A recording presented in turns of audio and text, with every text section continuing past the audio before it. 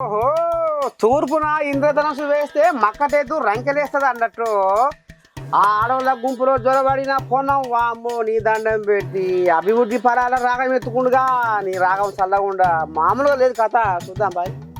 ఓ ఆడోళ్ళు ఓని పాడవాడ గంత పెద్ద మంత్రి వచ్చి మీ కండ ముందర నిలబడితే మాట్లాడరేమమ్మా మీ ఆశీర్వం చల్లకుండా. ఓ సారు ఇక వాళ్ళు బిడపడుతున్నట్టు సారు జర నువ్వే అందుకో ఇక.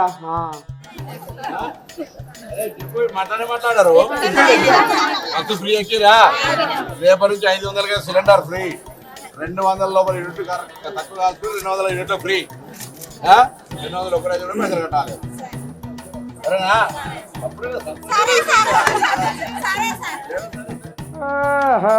ఇక ఆడక్కల భుజం మీద పొన్నమన్న చెయ్యగానే మల్లెపూల లాంటి నవ్వులతోటి మురిసిపోయిర్రులో ఈ కరీంనగర్ బిడ్డలు.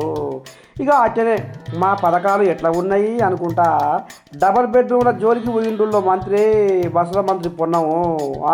అందుకోవే అన్నో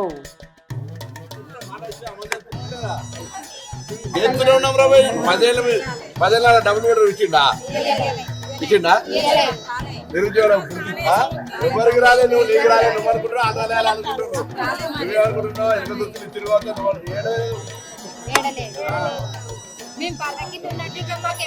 అందరికి వస్తాయి ఎవరెవరికి పరద కింద ఉన్నారో ఇల్లు లేవో వాళ్ళందరూ కూడా ఇల్లు కూడా 10 రోజులు శాంక్షన్ చేస్తాం 5 లక్షల రూపాయలు ఇస్తాం మీరే కట్టుకోవాలి డబుల్ బెడ్రూమ్ కేసీఆర్